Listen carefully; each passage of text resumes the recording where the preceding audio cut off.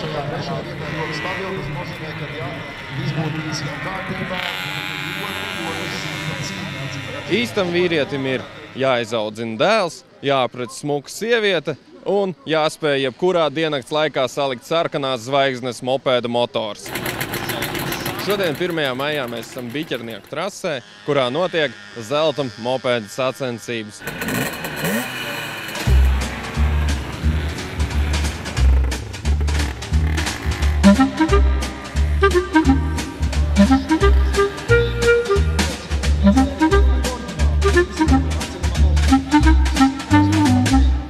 Jums ir interesants mopēds, varat mazliet pastāstīt par to? Mopēds kā mopēds tā. 50 kubi, 5 ātrumi. Kaut kā jācīnās būs tā ar tiem lielajiem. Tagad iešķir mani lielo klasē moču tā. Neko, redzēs kā būs tā. Kur gada ir šis mopēds? 64. Vai dot arī draugiem ar viņu vizināties, vai tikai pats neuztic nevienam? Var arī draugiem iedot pavizināties. Nav problēmas. Viņš jau nemirstīgs tā. Nu jā, agrāk taisīja tādu uz mūžu. Pirmo gadu piedalījies šajās sacensībās? Nē, otrā. Kā gāja pagājuši gan? Nu, nepārāk labi. Pēdējais nebija? Nu, biju.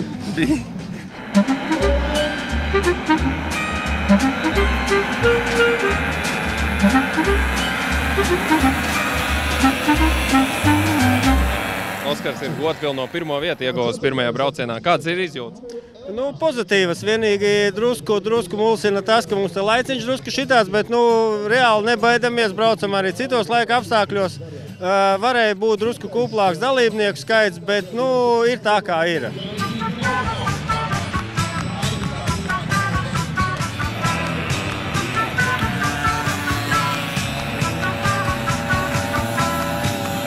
Jūs braucat ar mopēdiem, vai ne? Nē, ar skūteriem. Ar skūteriem? Jā. Tas ir krūtāk nekā mopēdi? Jā. Ko jūs sakat par mopēdistiem, domājat? Vajadzētu mazliet tā kā ātrāk braukt un drošāk. Jūs ar skūteriem braucat ātri un droši? Jā.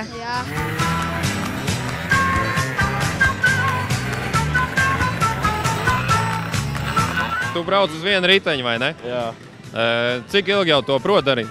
Es neteikšu, ka es protu, bet no pagājušā septembra. Cik reizes esi nolicies uz gurķi? Nokrit. 5. 5 bet nē, man nekas nebija, tikai rolleriem. Kāda vispār ir rolleristu sabiedrība? Kā teikt, tie puiši, viņi ir traki, mierīgi. Kā tu viņus raksturot? Protams, ka viņi ir traki, bet visi ir ļoti atsaucīgi, ja tu pēkšņi, ja tev noplīst rolleris un tu apstājies ceļa malā, neviens nepabrauks garām.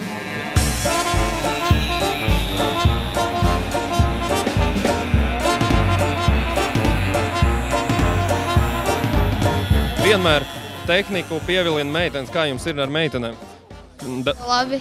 Labi? Jā. Daudz jāizvēlās, pat pilnīgi rindā stāv? Jā? Protams. Un tev? Man netik vajag. Vai ar šitādu mopēdu tev sanāk pievilināt meitenes sev klāt? Nē. Kas viņām vairāk interesē? Nezinu. Bet draugu ir tomēr vairāk čaļi, ja tev tāds mopēds? Jā.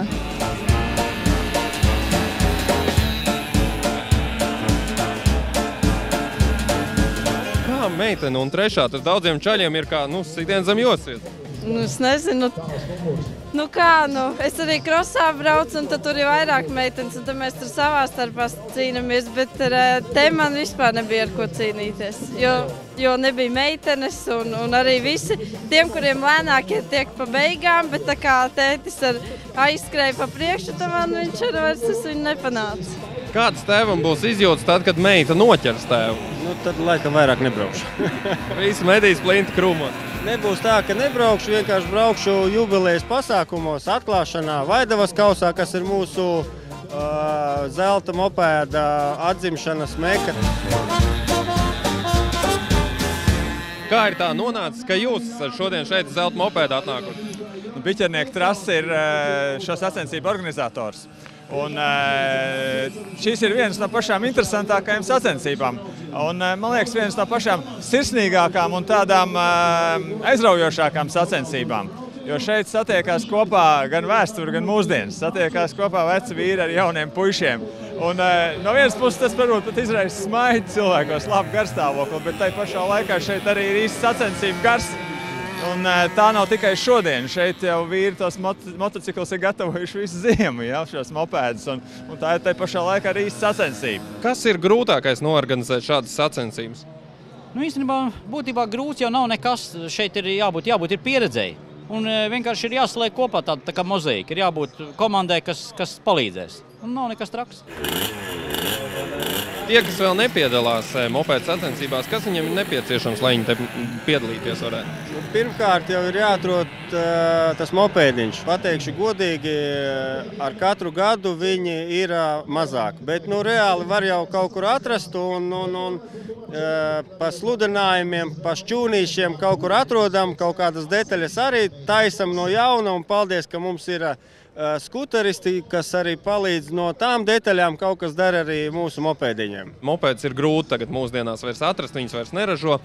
Kā jūs viņus piesaistat? Kur jūs viņus atrodat? Nu, šeit maģiskais vārds ir zelta mopēds. Zelta mopēds, jā, un zelta mopēds, tā ir nacionāla vērtība Latvijas. Tā kā, es domāju, šis vārds salikums vien jau zinātājiem izsaka visu, nezinātājiem liek par to padomāt, sāk meklēt, kas tas ir, un rezultāts tāds, kā mēs redzam, dalībnieki mazāk nepaliek. Tā kā, es domāju, mopēds ilgi vēl būs.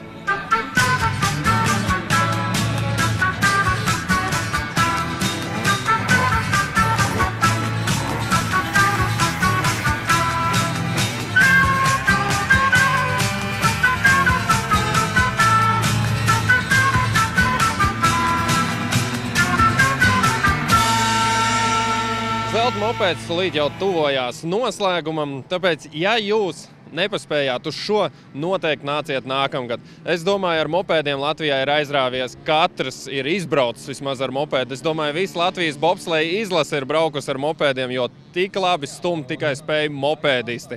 Tāpēc nāciet, skruvējiet mopēdus un izbaudiet to.